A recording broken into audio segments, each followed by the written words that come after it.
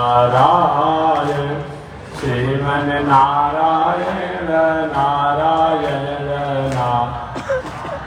नारायण श्रीमन नारायण जगो नारायण श्रीमन नारायण जगो नारायण लक्ष्मी नारायण नारायण नारायण लक्ष्मी नारायण नारायण नारायण आग लगी आकाश में बरसन लगे अंगारों आग लगी आकाश में बरसन लगे संत नहीं होते जग में तो जल मरता संसार हो संत नहीं होते जग में तो जल मरता संसार श्रीमन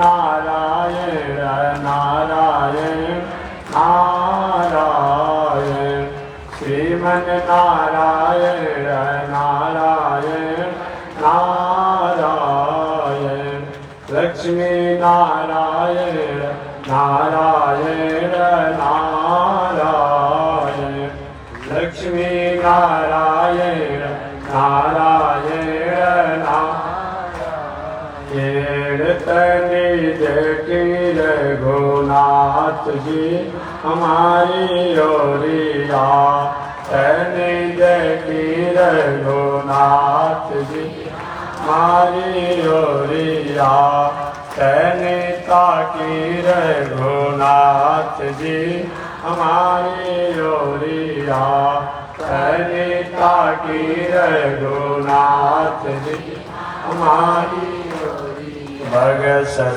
में आके रवा तड़का के मरनी बगसर में आके रवा तड़का के मरनी गौतम नारी अहिल्या के तरनी गौतम नारी अहिल्या के तरन देखी रघुनाथ जी हमारी ओरिया तनी देखी रघुनाथ जी हमारी ओरिया तनिता की रघुनाथ जी हमारी ओरिया तनिता की रघुनाथ जी हमारी ओरिया श्रीमन नारायण नारायण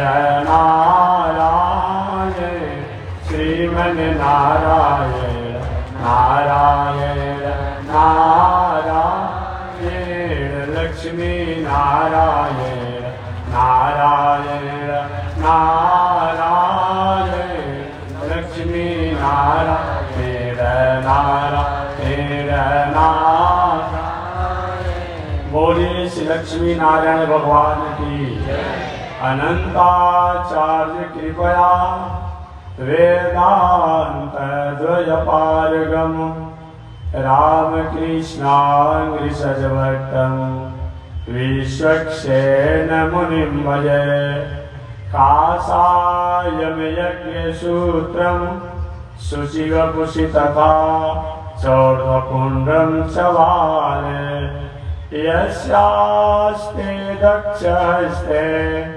कलिकुमतिगिरीन्द्रेन्द्रवज्रं त्रिदण्डं संसाराग्नि प्रशान्त्यै मृतजलममलं दारुपात्रं पवित्रं श्रीविश्वक्सेनसूरे पदकमलयुगं श्रेयसे संश्रयामि लक्ष्मीनाथसमारम्भां नाथयामुनिमध्यमाम् अस्मदाचार्यपर्यन्तां वन्दे गुरो परम्परां नारायणाय विद्महे वासुदेवाय धीमहि तन्नो विष्णु प्रचोदयात् महालक्ष्म्यै च विद्महे विष्णुपत्न्यै च धीमहि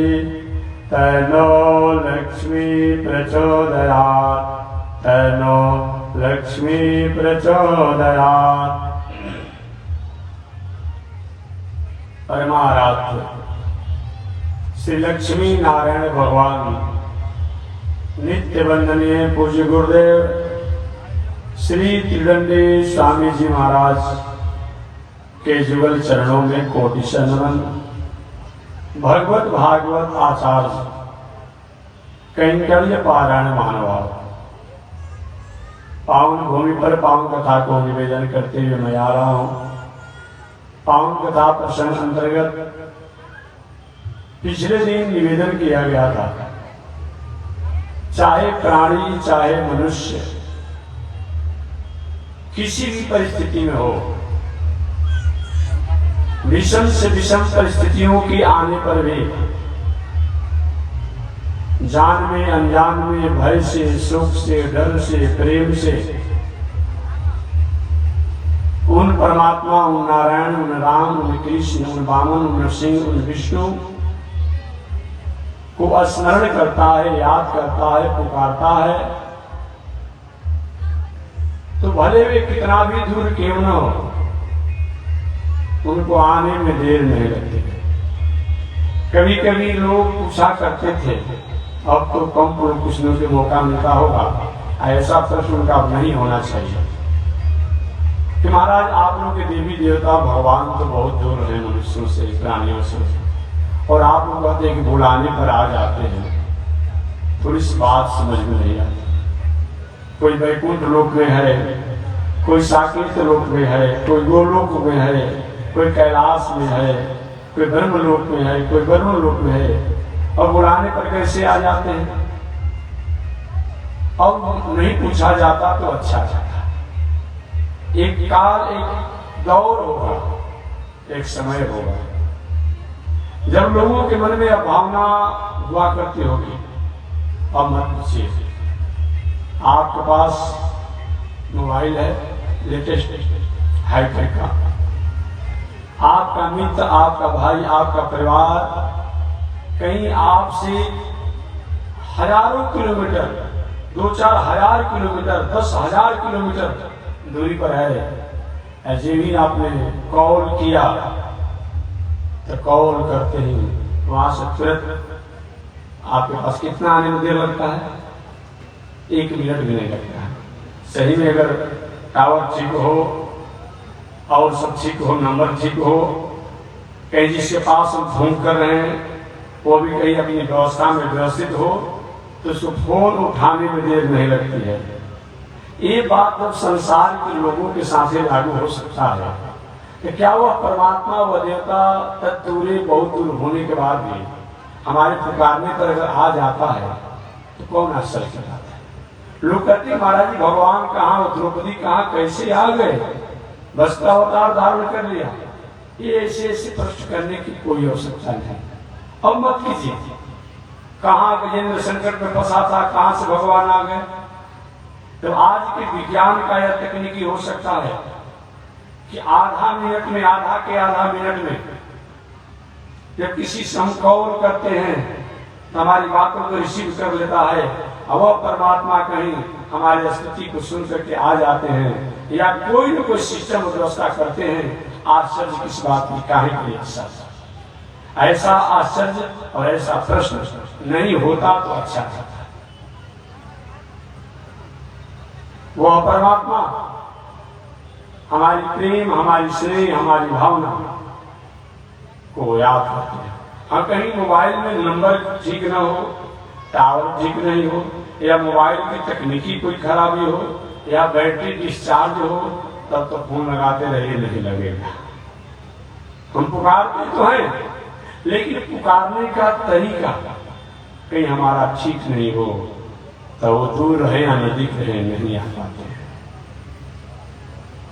दुर्योधन, कंस, जरासंध, शिशुपाल, हिरण्याक्ष, हिरण्यकश्यप, दंतवक्र इत्यादि, रावण, कि भगवान बहुत नजदीक रहे, लेकिन लोगों ने नंबर ठीक डायल नहीं किया। राम क्या हुआ, सामने और नजदीक होने के बाद भी उन ईश्वर को पहचान नहीं पाए, उन परमात्मा को पहचान नहीं पाए।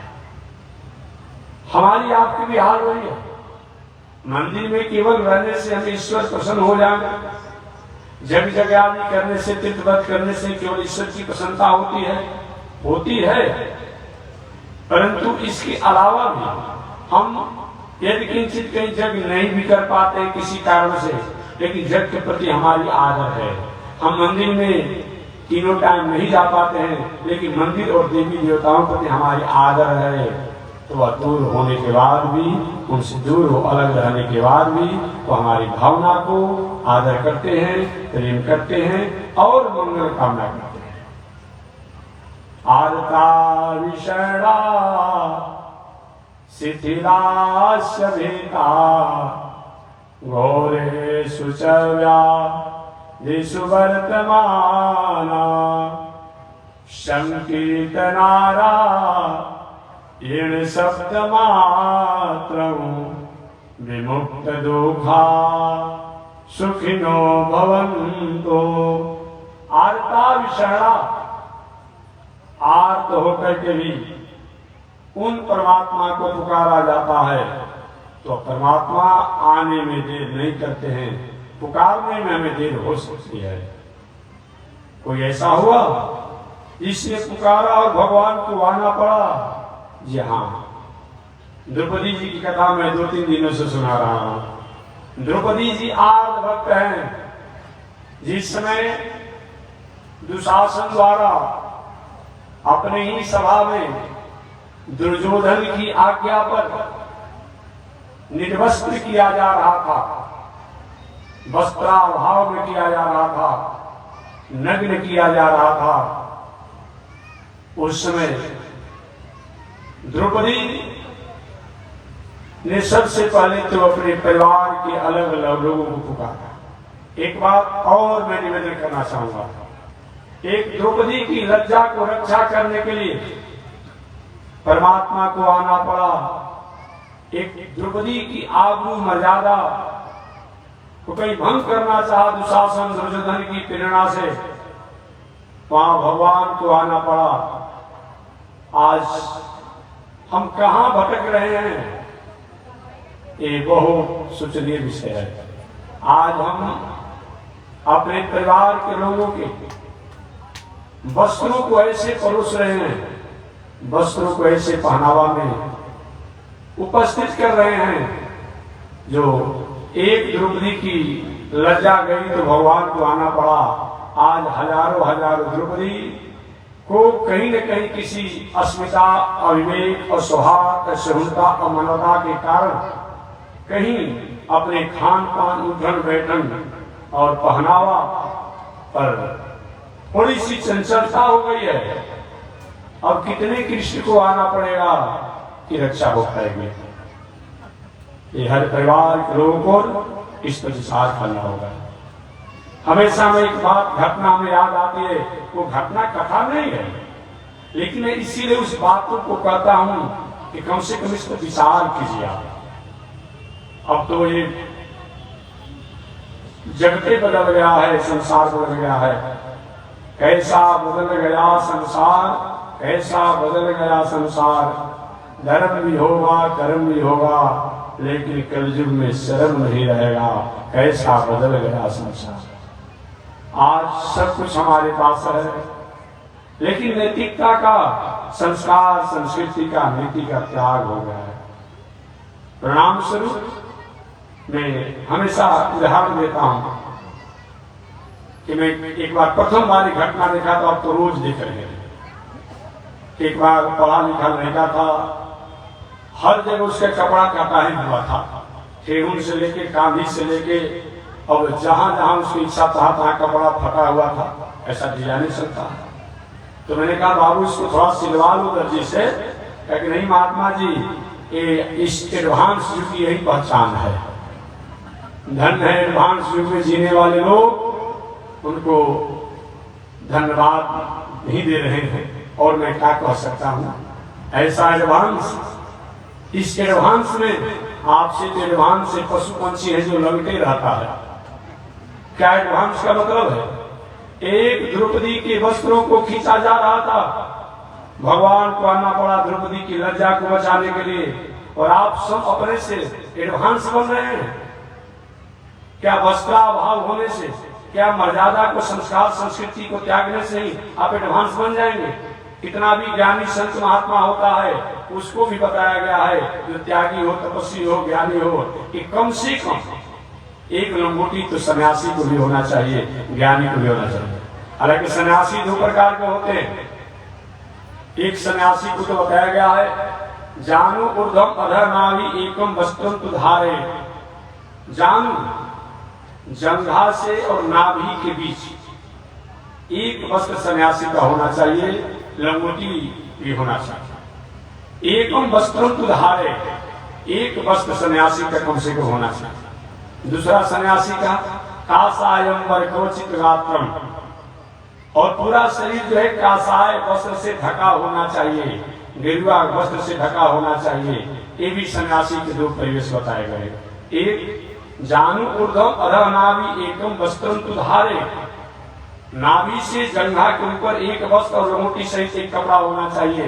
भिक्षा का पात्र होना चाहिए, जो बहुत बड़ा अपने को त्यागी कहलाने वाला हो तो उसको भी निर्वस्त्र नहीं रहने को बताया गया है, लंगटे रहने को नहीं बताया गया है, नंगा रहने को नहीं बताया गया है, और बाकी दूसरा पूरा शरीर का साय वस्त्र गेरुआ वस्त्र से ढका होना चाहिए। जो और भी त्यागी तपस्वी होते हैं और कुछ नहीं से कभी कभी कुंभ लगा था।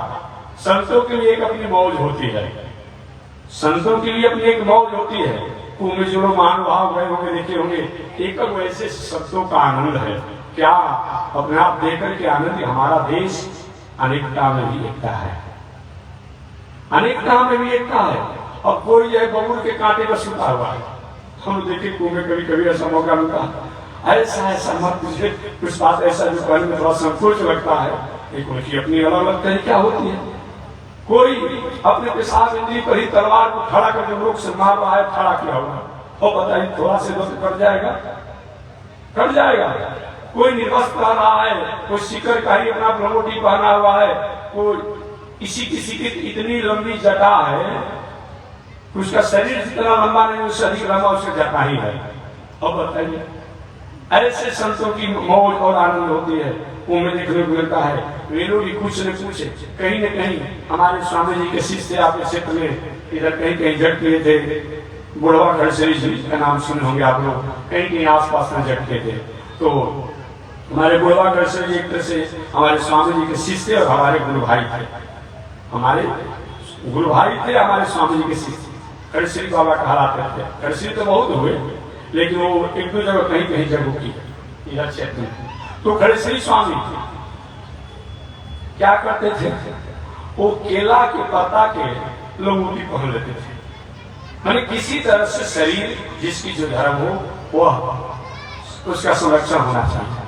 हमारी माताएं का पहनावा जो है केवल उनकी पहनावा नहीं है, हमारी माताओं का पहनावा जो है वह उनकी एक संस्कृति है, वो उनका एक संस्कार है, उनकी एक मर्यादा है, वो उनकी सभ्यता है। एक द्रौपदी की संस्कृति, संस्कार, सभ्यता, मर्यादा को दुशासन और दुर्योधन द्वारा भंग किया जा रहा था। द्रौपदी के पुकारने पर भगवान को आना पड़ा और भगवान ने द्रौपदी की रक्षा किया। और आज हम अपने आप में द्रौपदी जैसे नारियों को कहीं मर्यादा से चंचल करना चाहते हैं। ये राष्ट्र कहाँ जाएगा, यह देश कहाँ जाएगा, ये दुनिया कहाँ जाएगी। इसलिए आप खूब पढ़िए, खूब लिखिए और खूब बड़े आदमी बनिए, डॉक्टर बनिए, इंजीनियर बनिए, प्रोफेसर बनिए, जो बनना है सो बनिए, लेकिन मर्यादा संस्कृति को कभी भूलिए मत। जब जब भी हमने मर्यादा संस्कृति को भूला तब तब हमारे राष्ट्र, हमारे देश में कहीं न कहीं अनिष्ट हुआ, अहित हुआ। इसको कभी ऐसा होना नहीं चाहिए। लंकेश रावण द्वारा सीता की संस्कृति को चंचल करने का प्रयास किया गया और बरियारी करके, बरजोरी करके सीता जी को रथ पर बैठाया ले गया। आप हमारा देश का एक आमिष मांस खाने वाला, मरा हुआ मांस खाने वाला गीध ने सीता की मर्यादा को रक्षा करने के लिए लंकेश रावण से झगड़ा किया, लड़ाई किया, युद्ध किया। भले ही पलायन हो गया, लेकिन जब तक दम रहा तब तक रक्षा करते रहा। हम कैसे लोग हैं कि अपने घर की बहू, अपने घर की बेटी, अपने घर की माता, अपने घर के फुआ जो है, उनकी मर्यादा आबरू कहीं कोई चंचल व्यक्तियों द्वारा कहीं दूषित किया जा रहा है, हम इस पर कोई विचार नहीं करते हैं। इस पर तो हमें निश्चित रूप में विचार करना चाहिए, विचार होना चाहिए। इसमें सबसे बड़ा देन अभिभावकों का भी है। अभिभावक जो भी है उनको थोड़ी सी माताओं के प्रति भी संदेश देना चाहिए कि हमारी माताओं का यह पहनावा जो है केवल एक पहनावा नहीं है, केवल एक वस्त्र नहीं है, बल्कि राष्ट्र की संस्कृति है, विश्व की संस्कृति है और वेद शास्त्र, इतिहास, पुराण की वह नैतिकता है, नीति है। ये विचार करके अगर हम रहते हैं तो ठीक है। केवल पहनावा से मतलब नहीं है। भोजन भी हम केवल पशु के समान खा लें, यही हमारा परिचय नहीं बनता है। भोजन में भी हमारे यहाँ भोजन करने की एक नीति होता था, एक संस्कार होती थी, एक संस्कृति होता था, एक नैतिकता होती थी। फिर भोजन करने हम लोग बैठते थे, हाथ पैर को धो करके, प्राणायाम करके, आचमन करके तब भोजन किया जाता था। छोटे छोटे ग्रास 5 होते थे। ओम प्राणाय स्वाहा, ओम अपानाय स्वाहा, ओम उदानाय स्वाहा, ओम ध्यानाय स्वाहा इत्यादि। ये हम लोग, हमारा भोजन भी एक आहुति है, भोजन भी एक हमारा हवन है, भोजन भी एक हमारा पूजा है।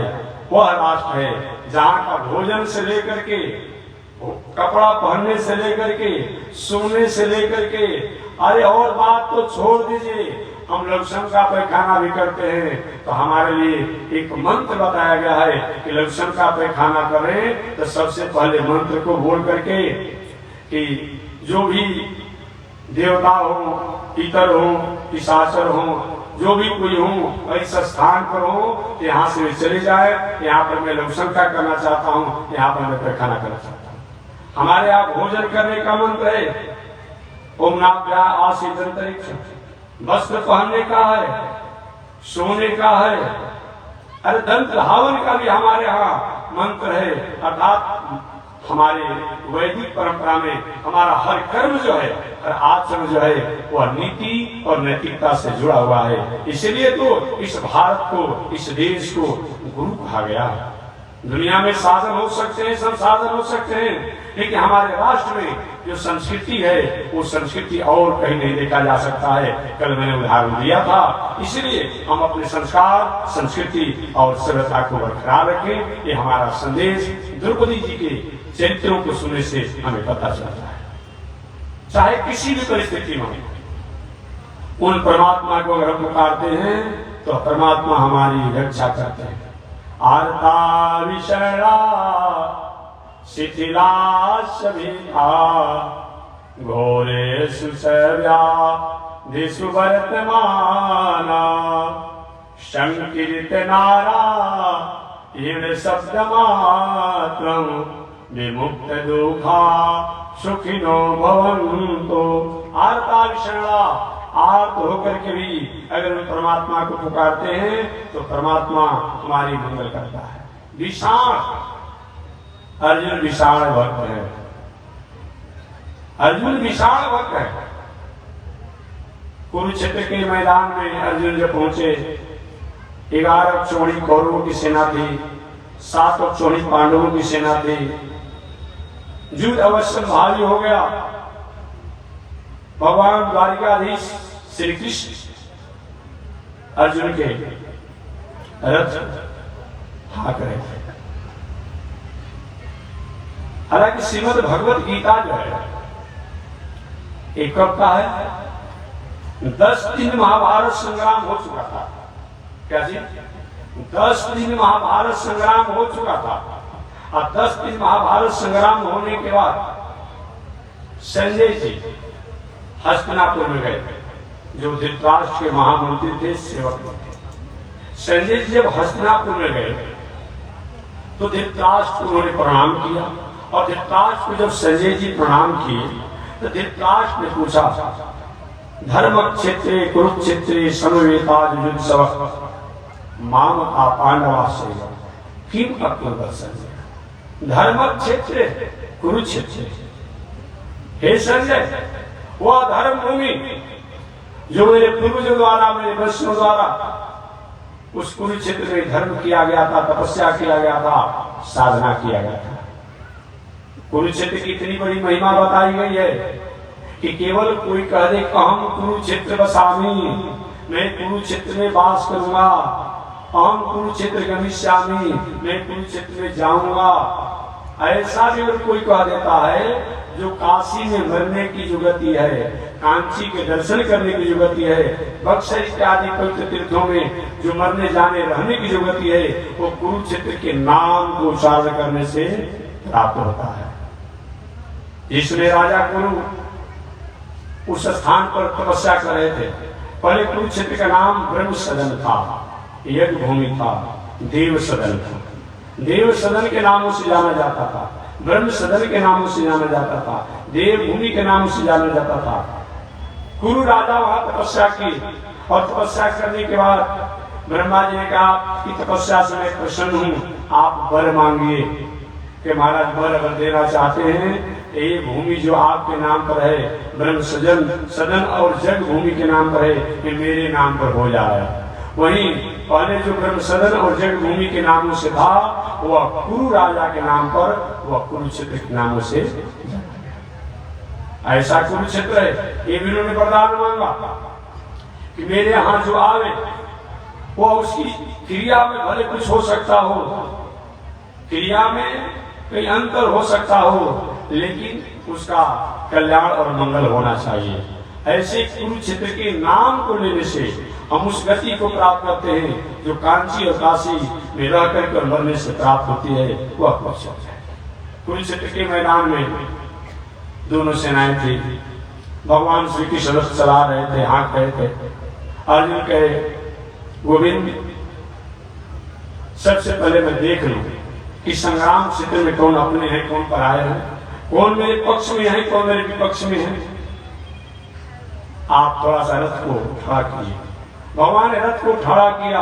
रथ को खड़ा करते ही अर्जुन जब देखी कि कोई मेरा नाना है, कोई मेरा मामा है, कोई मेरा चाचा है, मेरे कोई पिता के तुल्य है, कोई मेरे बड़े पिता है, कोई मेरा भाई है, कोई मेरा भांजा है, कोई मेरा भगना है, कोई मेरा गुरु है, कोई मेरा पुरोहित है, कोई मेरा आचार्य है, ये किससे युद्ध करूंगा। अर्जुन का रुआ खड़ा हो गया, भयभीत हो गए। हे गोविंद, आप परिशुद्धन हैं, आप परिशुद्धन हैं, आप परिशुद्धन मधुसूदन कहा जाता है। आप शत्रुओं को, दुष्टों को, राक्षसों को संहार करते हैं, और हमको अपने ही कुल खानदान परिवार के लोगों को मार नहीं पाते हैं। नहीं थी जोत से गोविंद, हे गोविंद, मैं युद्ध नहीं करूंगा। भगवान ने तब उसके बाद अर्जुन को उपदेश दिया। तो संजय जी यही घटना को बताए। महाराज, आपने जो पूछा कि धर्म क्षेत्र कुरुक्षेत्र समवेता युद्धसव, वह धर्म भूमि जो कुरुक्षेत्रों के नामों से जानी जाती है, उस कुरुक्षेत्र में पहुंच करके धर्म क्षेत्र कुरुक्षेत्र समवेता, हमारे और पांडवों ने मिलकर के क्या किया, युद्ध की इच्छा से जो गए थे, उस समय संजय जी का, महाराज, आपके पुत्र दुर्योधन पांडवों की सेना को देख करके भयभीत हो गए, और पांडवों की सेना को भयभीत होकर के देखकर भयभीत हुए और चले गए अपने आचार्य द्रोणाचार्य के पास। और द्रोणाचार्य के पास जाकर कहते हैं, तस्यैताम पांडुपुत्राणाम आचार्य महतीम सुन। हे गुरुदेव, देखिए अपने चेला का, अपने चेला को देखिए, जिसको बड़ा बनाने के लिए हमको भी आप छोटा बना देते थे। इस अर्जुन को, भीम को पढ़ाने में, सिखाने में, धनुर्विद्या सिखाने में हमको उस तरीके से आपने आदर नहीं दिया, और आपका चेला आप ही से विद्या प्राप्त करके और आप ही के विरुद्ध में आपके सामने खड़ा है। और सही काम पांडुपुत्राणाम आचार्य महतीम सुन।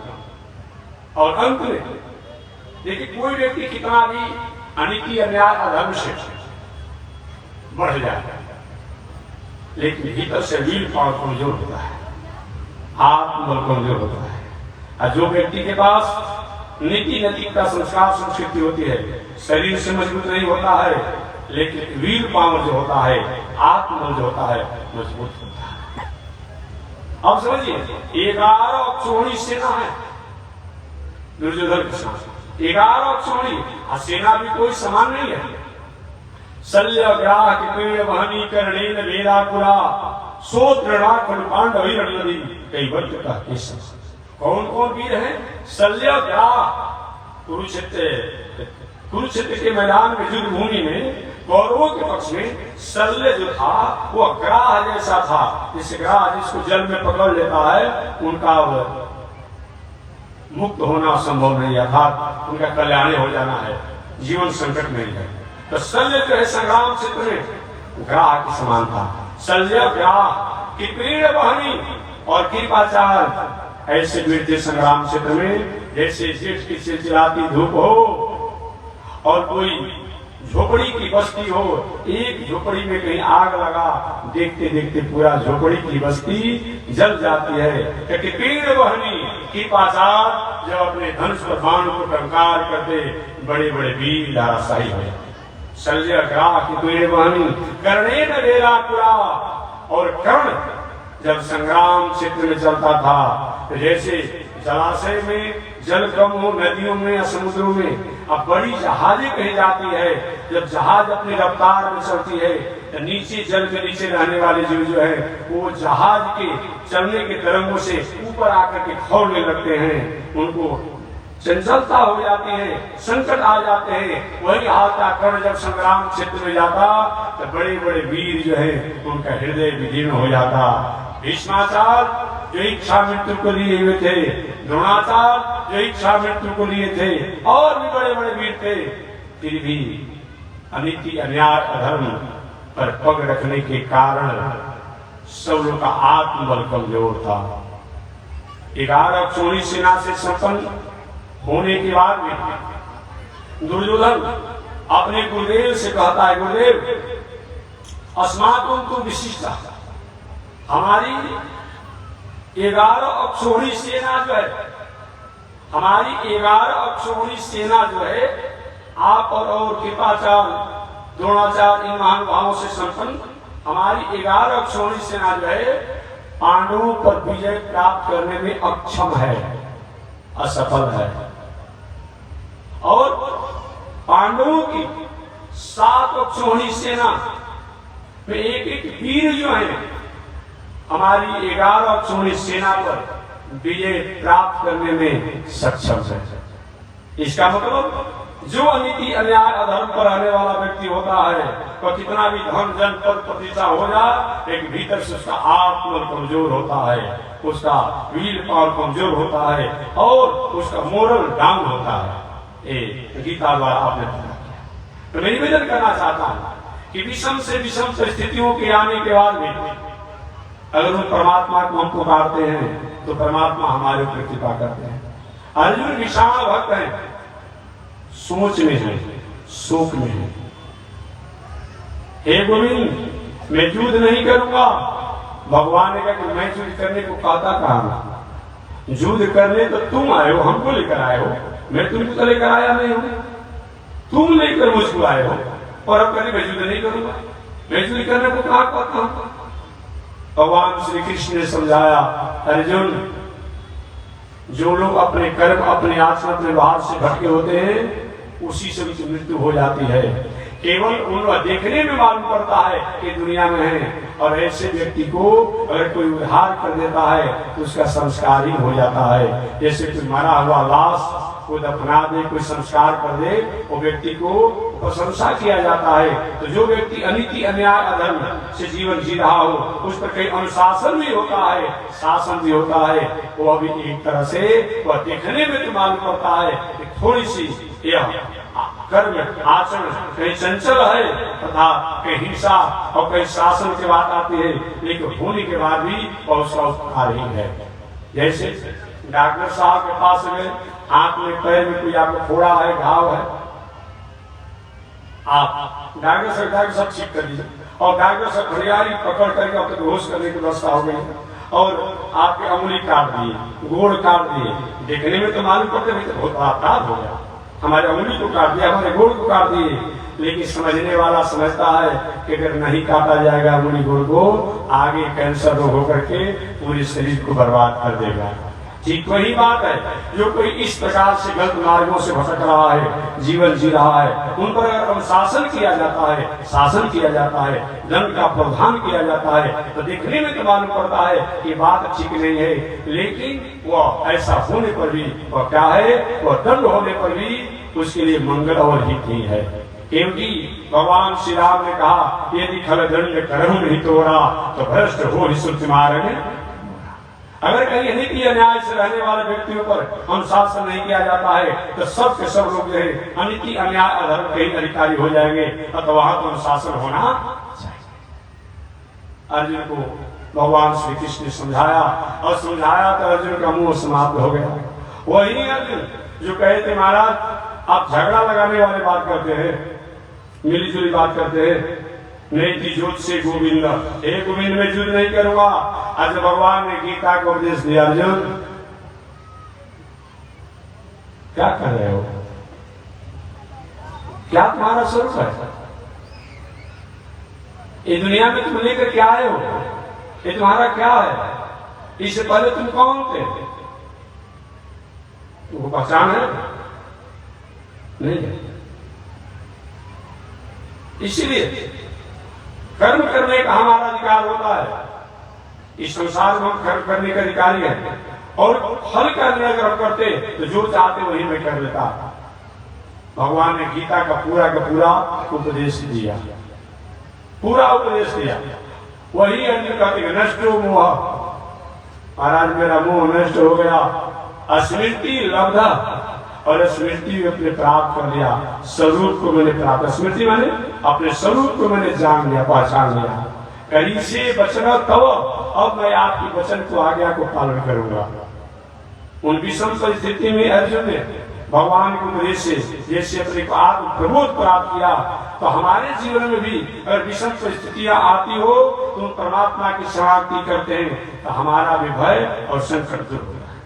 आर्ता विषणा शिथिलास्य भीता घोरेषु च व्याधिषु वर्तमाना।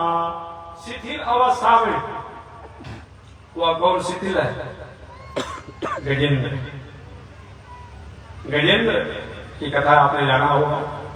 आप ही के प्रदेश बिहार में हरिहर क्षेत्र है जिसको सोनपुर के नामों से जाना जाता है। भागवत में तो कुछ अलग लिखा हुआ, महाभारत में कहीं अलग लिखा हुआ, अलग अलग पुराणों में अलग लिखा हुआ, गंडकी की किनारा लिखा हुआ। एक इसी तर्क में सोनपुर हरिहर क्षेत्र, यही हरिहर क्षेत्र सोनपुर है। वहां एक बहुत सुंदर उपवन था गंडकी नदी के पावन तट पर। ये हमारे देश की नदियां ऐसी है जो कि सतत भगवान जो स्वयं व्यक्त है, जिनकी प्रतिष्ठा नहीं करनी पड़ती, उन नदियों से प्रकट होते हैं जिनको हम शालिग्राम भगवान कहते हैं। हम लोग बीच में शालिग्राम भगवान कहते हैं। ये शालिग्राम भगवान जो है, जो काला काला गुलाब जामुन जैसा होते हैं, ये एक ही जगह एक ही होते हैं, केवल एक जगह पूरी दुनिया में। विश्व में पूजा तो हर जगह की होती है जो वैदिक परंपरा के अधिकारी है, लेकिन होते और मूर्तियों को तो बनाया जा सकता है अलग अलग। अभी आपको हनुमान जी को, राम जी को होगा, देश से विदेश से जहां से बनवा सकते हैं पता से, लेकिन एक शालिग्राम भगवान जो है एक ही जगह होते हैं। वो कहाँ? अभी तो हमारे पड़ोसी देश नेपाल जो है, उस नेपाल के दामोदर कुंड, जो गंडकी नदी जहां से आती है, वो दामोदर कुंड में ही शालिग्राम भगवान होते हैं। और वहीं से बहते हुए आकर वही गंडकी नदी से कहा जाता है। वही गंडकी नदी आकर के गंगा जी में पटना में आकर मिल जाती है। आपने जाना होगा तो वही पटना में आकर मिल जाती है। शालिग्राम भगवान एक ऐसे भगवान है जिनको प्रतिष्ठा नहीं किया जाता है, जिनका प्राण प्रतिष्ठा नहीं होती है, ऐसे भगवान है। अगर 10-20 दिन, एक महीना बिना भोगों के रह जाए इन पर कोई प्रभाव नहीं पड़ता है। और इस मंदिर को, मूर्ति को 24 घंटा तक अगर कोई भोग न लगाया जाए तो उस मूर्ति की प्रतिष्ठा का कोई मतलब होते नहीं है। तो मूर्ति हमारे और हमारे लोगों को भय, शोक को देने वाले हो जाते हैं। अतः कोई भी प्रतिष्ठा मूर्ति का करना चाहिए तो 24 घंटा में कम से कम एक बार उसको कुछ न कुछ व्यवस्था होना चाहिए। जैसी प्रणाली आपकी हो, हालांकि शास्त्र में तो भोग हमको बताया गया है, ऐसा नहीं हो पा रहा। बहुत सारे हाथ में ऐसा है, हनुमान जी हो, काली हो, शंकर हो, दुर्गा हो, और मंदिर जो है जहाँ के दाना फल इत्यादि लगाकर काम चला लिया जाता है। एक कुछ न कुछ होना चाहिए। लेकिन हमारे ठाकुर जी जो हो उनको तो कम से कम अन्न भोग लगा ही दीजिए, लगा ही दीजिए।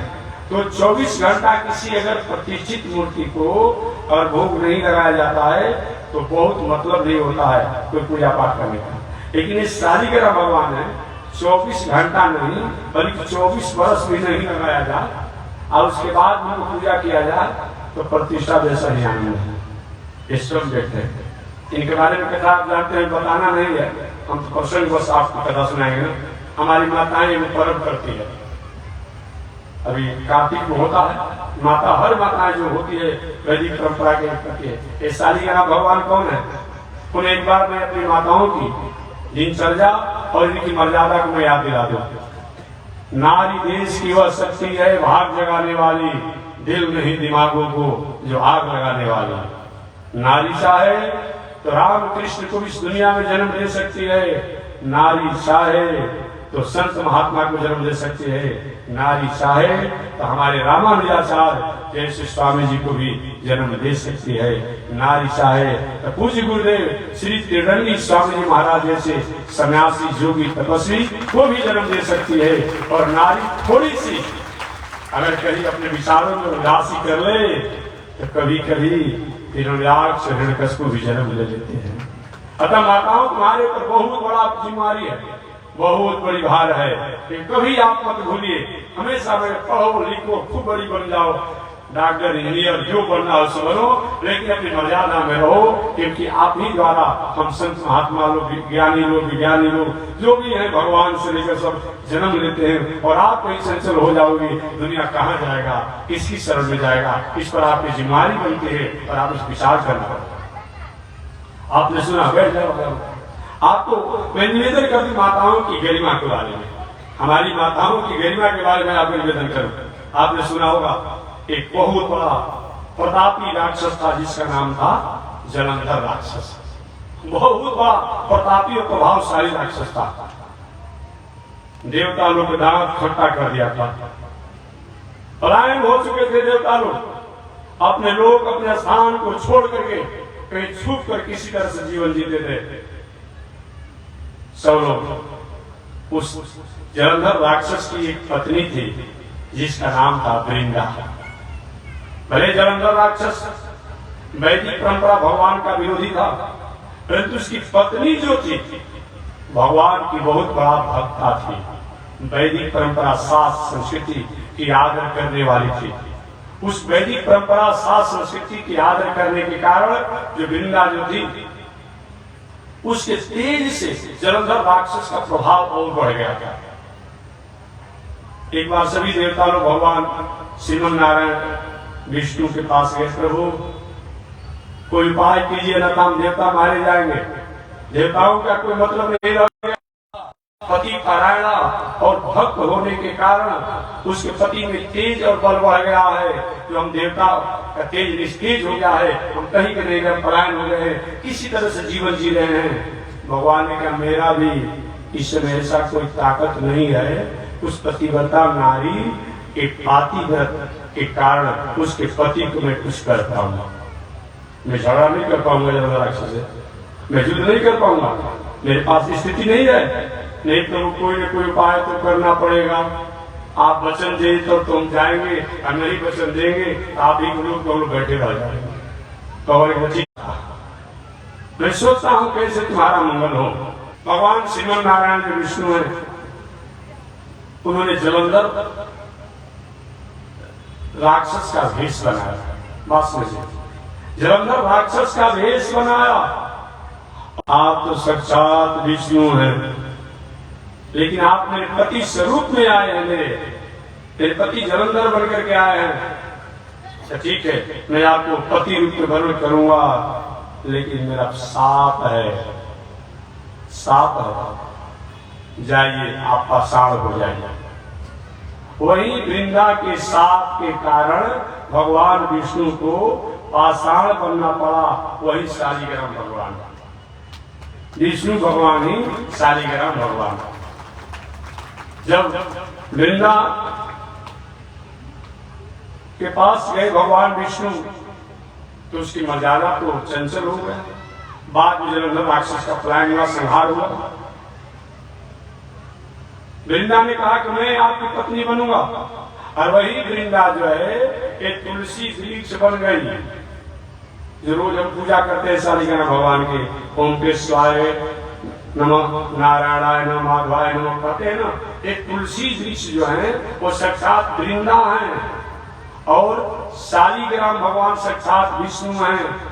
इस प्रकार करके कुछ लोग पूछते हैं महाराज शालिग्राम भगवान पर या भगवान पर एक तुलसी पत्र रात में रहना चाहिए कि नहीं? क्योंकि ऐसा पूछते हैं पूजा पाठ करने वालों, कह दिया होगा कि रात में तुलसी जी को साथे नहीं रखना चाहिए। तो हमने कुछ हमको बता दिए कोई क्यों नहीं रखना चाहिए, तो हम बताएंगे आपसे। एक महाराज जी तुलसी जो है लक्ष्मी जी की सौवत है। उन्होंने हमसे बैठ में कहा कि लक्ष्मी जी की सौत है, छोटी बहन है, तो कोई भी नारी अपनी सौत को लाइक नहीं करती, पसंद नहीं करती है। तो हमने कहा कि लक्ष्मी जी भले ही तो तुलसी जी की सौत है, लेकिन लक्ष्मी जी ऐसे तुलसी सौत नहीं है जो कि लक्ष्मी नाराज हो जाए। हमारे यहाँ पर 3 को बताया गया, श्री देवी, भूदेवी, नीला देवी। भगवान श्रीमन नारायण के 3 पत्नियां चरणों की सेवा करती है, श्रीदेवी, भूदेवी, नीला देवी। श्रीदेवी माने कौन? वो श्रीदेवी नहीं जो आप जानते होंगे, बात समझ लेगा। श्रीदेवी माने यस्या कटाक्ष मधुवे क्षणवीक्षणेन सद्य समुलसित पल ललमोहनवास। ये लक्ष्मी देवी जिनकी कृपा कटाक्ष से एक फूटा वृक्ष भी चहल पहल हो जाता है, बहुत बड़ा समाज से सब प्रकार से अपनी पौदान की अंक सबसे प्रथम सीढ़ी पर हो, लेकिन जब लक्ष्मी जी आ जाती है तो चहकने लगता है दुनिया में। 10 आगे 10 पीछे, 10 अगल 10 बगल कुछ लोग घूमने लगते हैं। वो लक्ष्मी की कृपा है। जस्या कटाक्ष मधुवीक्षण वीक्षणेन सद्य समृष्ट पल्लव मूललास। वह लक्ष्मी देवी श्री देवी के नामों से आना जाता है। एक है भूदेवी, ये पृथ्वी माता। ये पृथ्वी माता भी लक्ष्मी स्वरूपा है, लक्ष्मी का दूसरा स्वरूप है। जैसे आपके पास गेहूं 1 क्विंटल है, वह भी धन है, रुपया है, और उस गेहूं के आपने कहीं बेच लिया तो आपको 500 का नोट मिल गया, 1000 का नोट मिल गया, वो भी धन हो गया। और उसको कहीं आपने बैंक में जमा कर दिया, चेक मिल गया, पासबुक हो गया, वो भी हो गया। जैसे लक्ष्मी का धन का 3 रूप हो गया, एक तो पासबुक के रूप में, एक अनाज या और वस्तु के रूप में, और दूसरा कहीं नोट के रूप में या सोना चांदी के रूप में। वही बात है, लक्ष्मी जी का 3 रूप है। एक तो पृथ्वी रूप में है, इसलिए हम रोज सुबह सुबह जब करके प्रणाम करने को बताया गया है तो कहा जाता है कि हे समुद्र वसने देवी पर्वत स्तन मंडले विष्णु पत्नी नमस्तुभ्यम पाद स्पर्शम समस्मे। हे पृथ्वी माता, समुद्र वसने देवी, समुद्र ही आपका वस्त्र है, समुद्र वसने देवी पर्वत स्तन मंडले। और पर्वत जो है, जैसे छोटा बेटा अपनी माता के आंचल में दूध पीता है, हिष्ट कुछ होता है, हे पृथ्वी माता, ये पर्वत जो है, चाहे सुमेरु पर्वत हो, हिमालय पर्वत हो, विंध्य पर्वत हो या कैमूर की पर्वत हो, इन पर्वतों से नदी, झरने इत्यादि जो निकलते हैं, या इनके द्वारा जो फल फूल होते हैं, इनको खा करके हम प्राणी, हम संसार के जीव हिष्ट कुछ मजबूत होते हैं। तो पर्वत स्तर मंडले विष्णु पत्नी नमस्तुभ्यम, आप विष्णु भगवान की पत्नी हैं। पाद स्पर्शम क्षमस्व में, अतः मैं आप पर पैर रख रहा हूँ। जैसे छोटा बेटा अपनी माता के आंचल में रहता है, दूध भी पीता है और माता के आंचल में लात भी मारते रहता है, माता प्रसन्न होती है, मेरा बेटा मजबूत हो रहा है। तो आप मेरे पैर आप पर मैं रख रहा हूँ। कहीं मकान, कहीं दलान, कहीं दुकान, कहीं कुछ होता है, खेती करते हैं, इससे आप नाराज मत होइएगा। इसलिए पृथ्वी माता का एक नाम, लक्ष्मी का एक नाम पृथ्वी है। ऐसे इनको, इनमें लक्ष्मी का एक मतलब जिसको अधिक लक्ष्य हो, पृथ्वी में अधिक रेखा खाता जाता है। इतना घर द्वार दलान मकान जो ही बनाने में ये स्वरूप है। एक नीला देवी है, नीला देवी को कीर्ति रूप में है, कीर्ति रूप में है। इस प्रकार से हमारे पास तिंत्री की बात बताई गई है कि कहीं पूजा पाठ में शालिग्राम भगवान पर, मूर्ति पर अगर कहीं तुलसी पत्र रह भी जाए रात में, तो कोई आप एक दो रह जाए तो उसे कोई शास्त्रीय कोई आपत्ति नहीं है।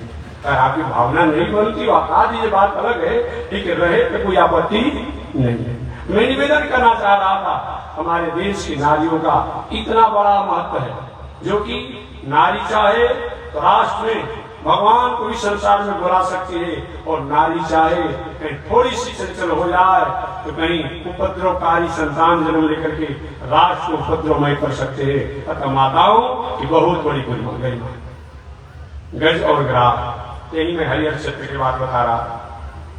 गंडकी नदी के पावन तट पर, जो आज भी हरिहर क्षेत्र है, सोनपुर है, यहाँ पर हाहा और हो नाम के दो गंधर्व रहते थे। गंधर्व तो आप जानते होंगे, अर्थ कामा, अर्थ की कामना से जो अपनी कला कौशलता का प्रदर्शन करके और समाज के लोगों से जो उनको धन मिले उससे अपना परवस्ती करते हैं, वह गंधर्व के नामों से जाने। अर्थ दो गंधर्व रहते थे, दोनों बहुत बड़े गायन विद्या में प्रवीण थे। एक बार नारद जी से मुलाकात हो गई, बाबा नारद जी पर वीणा बजाते हो, हम दोनों में तय कर दो ना, श्रेष्ठ कौन गायन करने वाला है। नारद जी की मेरा एक विषय नहीं है, मैं अपने दुनिया के काम में रहता हूँ, मेरे पास समय भी नहीं है, मेरा विषय भी नहीं है। तुम लोग को अगर अपने में श्रेष्ठ का अगर इच्छा है, जिज्ञासा है, तो तुम लोग चले जाओ हरिहर क्षेत्र में, देवल ऋषि वहां रहते हैं और उन्हीं के आप तय करना, इस मामले में बहुत निपुण है। वहीं देवल ऋषि जहाँ गए लोग, और वहां जब गए तो देवल ऋषि अपनी साधना में थे, दोनों अपना आलाप और सुर में गायन करने लगे। अपनी साधना में होने के कारण देवल ऋषि कुछ नहीं बोल पाए और कुछ भला बुरा बोलने लगे। एक क्या जाने गए तपस्या साधना करने वाला, ये सब कुछ नहीं जानने वाला, कुछ समझने वाला नहीं है। अचानक उनकी तपस्या भंग हुई देवल ऋषि के, तो तुमको यही प्रतियोगिता करना है, तो जाओ तुम गज और ग्राह हो जाओ। एक कथा तो आती है, और दूसरी कथा ये आती है कि एक बार देवल ऋषि जी गंडकी नदी में स्नान कर रहे थे। ये हाहा और हो, हाहा और हो दोनों भाई ने कहा कि बाबा हमेशा आंख बंद करके ध्यान करते रहता है और हमेशा उस पर पढ़ाते रहता है कि बोलना चलना पूजा पाठ आज भाषाएं में ये अपनी साधना में निमग्न रहता है, इसको हंसाना है आज हमें, जैसे कुछ बोलवाना है। और देवल ऋषि मध्याह्न काल का संध्या कर रहे थे, संध्या करके स्नान करके और संध्या करने वाले थे, जल में खड़े थे। अचानक हाहा वो दोनों अलग कुछ दूरी पर हट करके जल में डूबी लगाए और जाकर के उन देवल ऋषि के पैरों को पकड़ लिया, और पैरों को पकड़ लिया तब तो बढ़े उनको कोई ग्राह पकड़ लिया था। अब जिन्हें बचाओ बचाओ करे तो तुम खड़ा हो जरूर, अरे बाबा डर गए, कोई ग्राह नहीं है, हमने आपको हंसाने के लिए काम किया था। अरे मैं जो भी भला बुरा तपस्या कर रहा था, साधना कर ध्यान कर रहा था, हमारी तपस्या साधना को भंग कर दिया, तो जाओ तुमको अगर ग्राह जैसा पकड़ने की है तो जाओ तुम ग्राह ही हो जाओ। अब तो दुखी हो गए कि हम तपस्या के लिए किए, ये तो साथ में दिए बाबा। और वह इंद्रदुम्न राजा के बारे में बताया गया। एक पांडे देश का राजा इंद्रदुम्न था, जो बहुत बड़ा प्रभावशाली था, प्रतापी था। संत महात्मा लोग जा रहे थे, देख करके प्रणाम भी नहीं किया, अभिवादन भी नहीं किया, सम्मान भी नहीं किया। संतों ने कहा जाओ हाथी जैसा कर करके खड़े हो तो मर करके हाथी हो जाओ। वही इंद्रद्युम्न राजा जो है पांड्य देश का दक्षिण का, वो हाथी बन गया। यह गज और ग्राह अलग अलग कल्प में अलग अलग की कथाएं आती है। तो ही गज और ग्राह दोनों एक सरोवर में रहता था हरिहर क्षेत्र में, एक जंगल में गजेंद्र रहता था। गजेंद्र इतना बलवान था कि 10,000 हाथी का बल अकेले उसके पास था। लोग पूछते थे कभी महाराज ये सब पहले कभी आप नहीं कहेंगे, पहले ऐसा कोई बात, भीम के पास इतना बल था, जरासंध के पास इतना बल था, कंस के पास इतना बल था। आपने सुना होगा कि जरासंध के जंगल में रहने वाले एक मतवाला हाथी को कंस ने पकड़ लिया था, इसलिए तो जरासंध की बेटी से कंस का विवाह हुआ था। और मत करिएगा, आपके पास जनरेटर है ना 100 हॉर्स पावर का, 7 हॉर्स पावर का, 200 हॉर्स पावर का, कितना बड़ा होता है ना।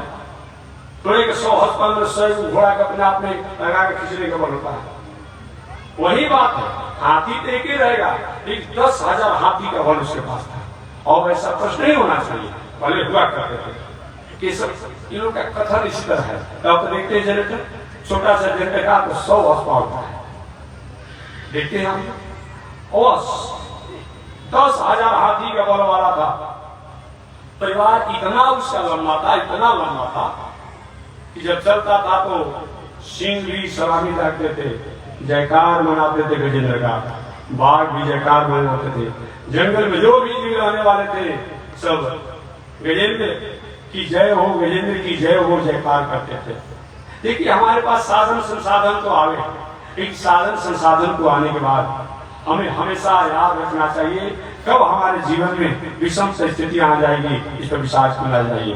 क्या पता है जो इस जिंदगी का, क्या पता है जो इस जिंदगी का, इस जिंदगी की क्या पता है कभी अगला पल चलते समाज जलेगी कि बुझेगी। ये विचार करके सुबह से शीघ्र अच्छे कामों को हमेशा करते रहिए, अच्छे कामों को हमेशा करते रहिए। गजेंद्र के पास 10,000 बल था। एक ने अपने सारे परिवार के लोगों के साथ गजेंद्र सुंदर सरोवर में स्नान करने गया। स्नान किया, ठीक था। स्नान करके धीरे धीरे कुछ आगे बढ़ते चला गया सरोवर गहरे जल में, और अपने परिवार के लोगों के साथ क्रीड़ा करने लगा। एक दूसरे के अपने सूंड में जल लेकर फेंकता, किसी को पकड़ता, किसी को मलता, किसी को स्नान कराता। बहुत देर तक करते रहा। कभी कभी हमारे जीवन में भी सुख में जीवन में कभी दुख आ जाता है, कभी सुख जीवन जी रहे हो तो दुख से भी हमेशा कभी कभी संयम रहिए, कब हमारे जीवन में विषम परिस्थितियां ना आ जाए। रोड पर आप चलते हैं, लिखा मिलता है सावधानी हटी दुर्घटना घटी। यात्रा तो हमें रोड पर ही करना है, लेकिन थोड़ी सी यात्रा में सावधानी भी नहीं रहती है, कहीं घटना घटने की संभावना बन सकती है। जीवन में कहीं सुख धन संपत्ति ऐश्वर्य वैभव पद प्रतिष्ठा आ जाए तो ऐसा मत कीजिए कि धन आने के बाद झुम बराबर झुम सदा नहीं। भगवान ने कहीं धन दे दिया, कहीं बल दे दिया, इस बल द्वारा कमजोर को सताइए मत, कहीं बुद्धि विवेक दे दिया। क्या है भक्ति, कहाँ है कृपा करना।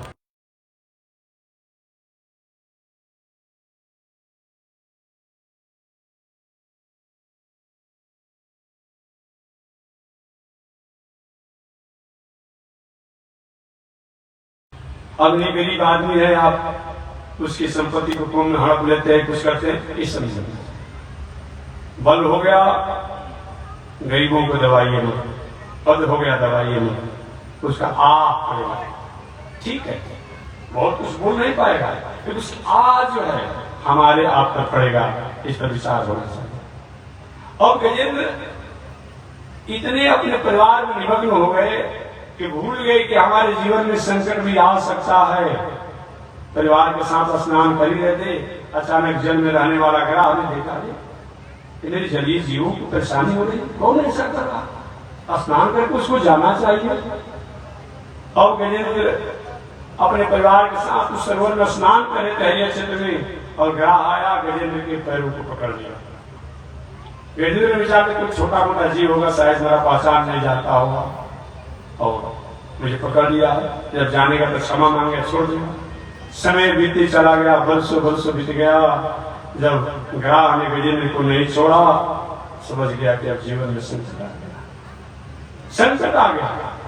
और पुकारता है अपने पत्नी से, कहा देवी जी सारा जीवन तुम्हारे लिए मैंने निछावर कर दिया, मेरे ऊपर संकट आ गया है, मेरी रक्षा करो। कुछ समय तक पत्नी भी सहयोग किया। बहुत होने के बाद भी पत्नी ने देखा कि अब ये मुक्त होने वाले नहीं है ग्राह द्वारा, कि महाराज मैं जा रहे हूं, अब मेरे बस की बात नहीं है। अरे रात को रात नहीं समझा, दिन को दिन नहीं समझा, तुम्हारे साथ रहने में आज मुझे तुम छोड़कर चली जाओगी।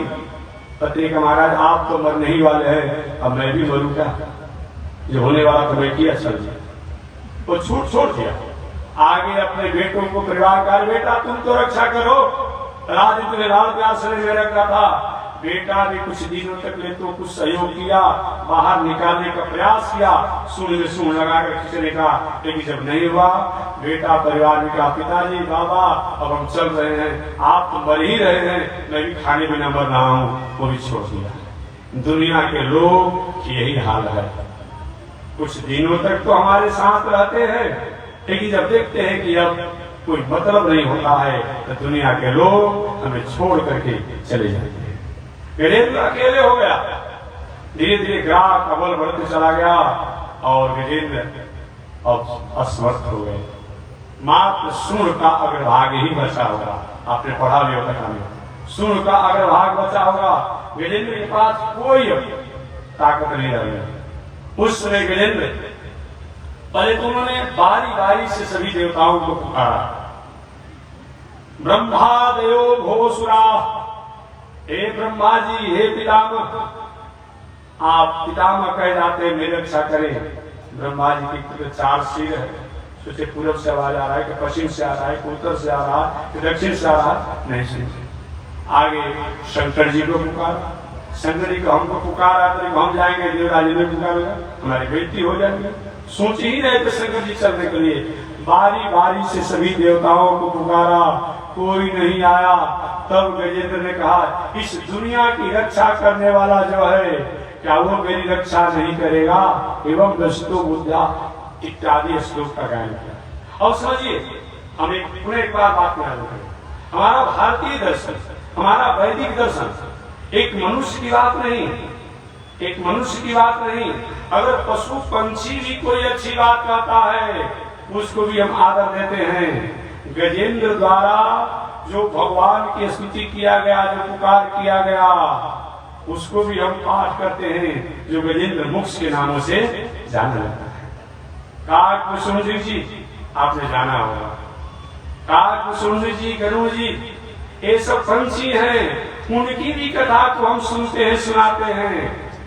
अरे और बात तो क्या, रावण का भले ही हम पुतला फूकते हैं उसके कर्म और आचरण कारण, लेकिन रावण द्वारा जो लेखनी के रूप में शिव तांडव लिखा गया है उसका भी मैं पाठ करता हूँ। मैं माने हमारा वैदिक परंपरा, मैं जब भी सब कहूंगा तेरी वैदिक परंपरा, हम सबका आदर करते हैं, हम सबका आदर करते हैं, हमें किसी के प्रति अनादर की भावना नहीं है। बस एक ही बात है, जिसमें नैतिकता हो, मौलिकता हो, गुण हो, उसको स्वीकार करते हैं, और दोष है उसको त्याग करते हैं। यही हमारा वैदिक परंपरा है, यही हमारी सनातन परंपरा है। वह गजेंद्र ने पुकारा और कहा जो दुनिया की रक्षा करने वाला है, क्या वो भी मेरी रक्षा नहीं कर पाएगा?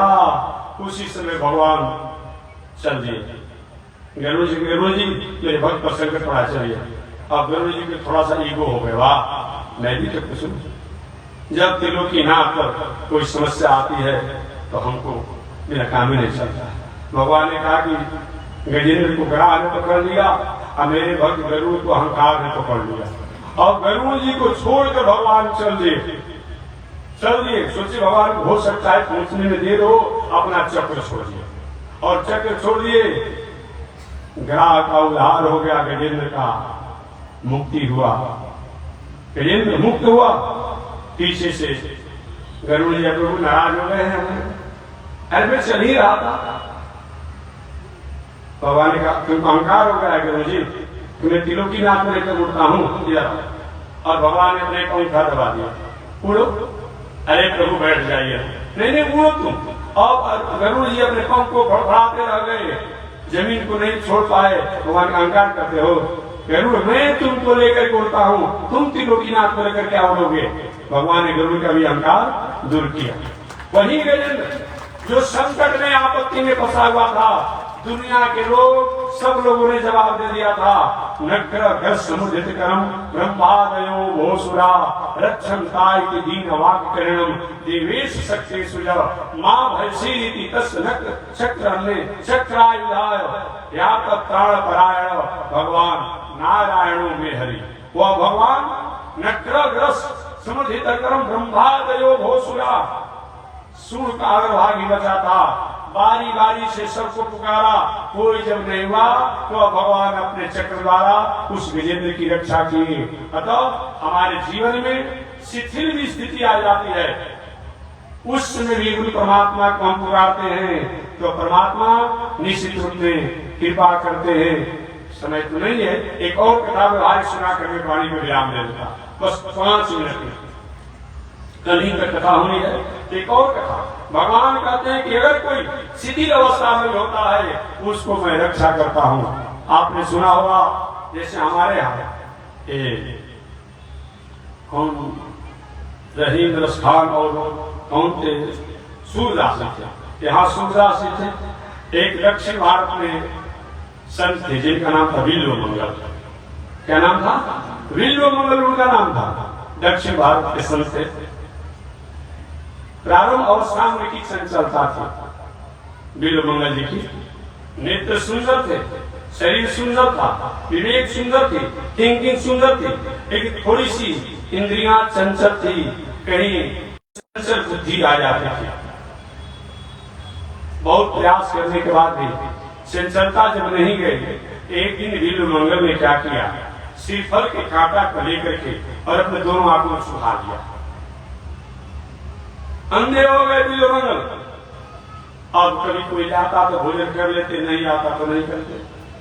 कोई संत महात्मा कहीं उस मार्ग से जाते, अरे हमको थोड़ा सा आगे पहुंचा दो, चलो आप, कुछ ले जाता कोई छोड़ देता। इसी तरह से जीवन चलते रहा। चलते चलते समय बीते चला गया। विल्लो मंगल जी की इच्छा हुआ कि वृंदावन चलते तो अच्छा था, वहां की भजन भक्ति करते। संत महात्माओं की टोली जा रही थी और संत महात्माओं की टोली जब जा रही थी तो एक हमको भी आगे चलिए, महात्मा लोग लेकर चले और कुछ ही दूर आगे बढ़ के कमून का झंझट में फंसने जाए। हम लोग बहुत आगे की यात्रा करनी है, उन्हें विल्लो मंगल जी को छोड़ दिए। वहीं पर गए, अच्छा मैंने सुना है, मैंने जाना है कि असक्त और अस्वस्थ और शिथिल अवस्था में भी ईश्वर की शरणागति की जाती है तो कृपा करते हैं। एक दिन भगवान श्री कृष्ण सारी खुशी से मेरा भक्त है और एक सूरदास जी, वो सूरदास नहीं, विल्लो मंगल को सूरदास है, सूरदास जी विल्लो मंगल जी मैं भोजन लेकर के आया हूँ।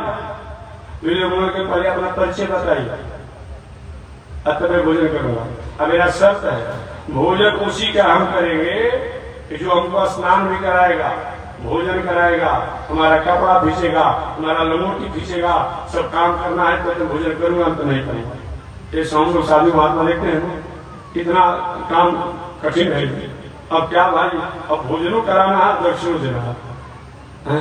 साधु महात्मा के यहाँ जाते आप क्या करते हैं, भोजनों का आप क्या किए 2-4-10 रुपया क्या कुछ दक्षिणा भी देना पड़ता है, होता है ना। एक भोजन तो तब करेंगे जब आप हमारा लंगोटी भी साफ करेंगे और स्नान कराएंगे। ठीक है महाराज, अपन रोज आते भगवान श्री कृष्ण और विल्लो मंगल जी को स्नान ध्यान कराकर लंगोटी साफ करके भगवान सूर्य जी भक्ति भी क्या करते हैं मैं बताना चाहता हूँ। और फिर आप आगे चले जाते, समय बीती चले। एक दिन विल्लो मंगल विचार की कौन हो सकता है, क्या भगवान ही मैंने कृपा करने के लिए आए हैं। पूछे कि आपका नाम क्या है, कही कि अनामी है।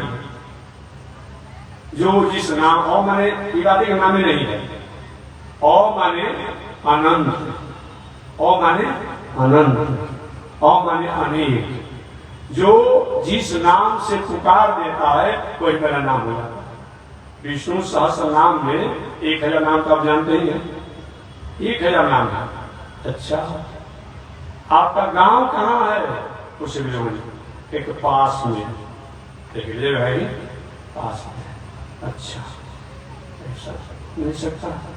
एक दिन मन की भावना नहीं, यही कहीं कृष्ण नहीं हो सकते हैं।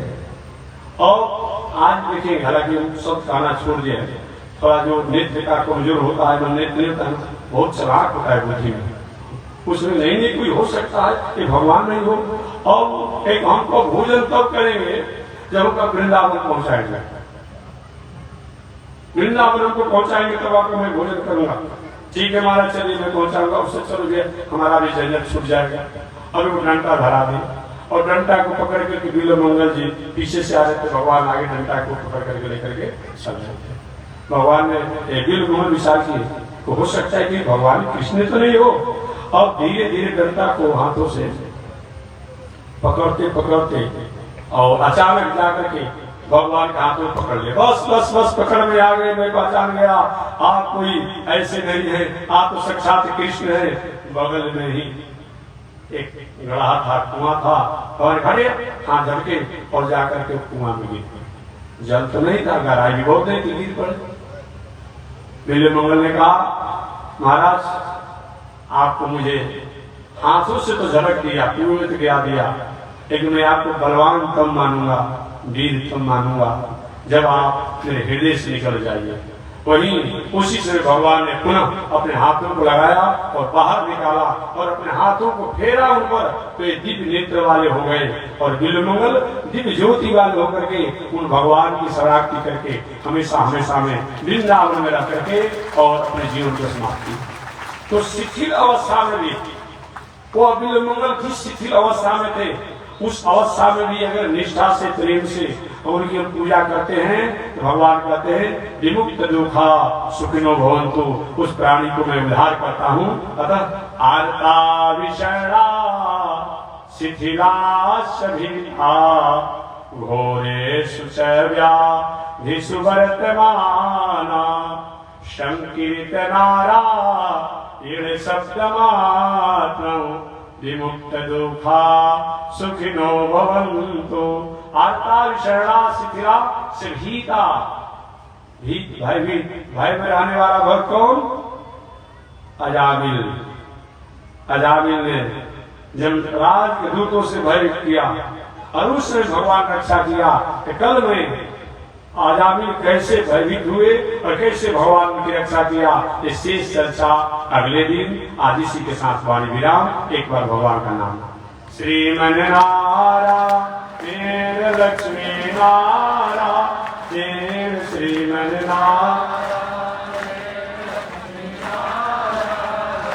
श्रीमन नारायण नारायण नारायण श्रीमन नारायण नारायण। बोलिए श्री लक्ष्मी नारायण भगवान की, विश्व राजा श्री त्रिदंडी स्वामी महाराज की। हरि ओम। शांति शांति शांति।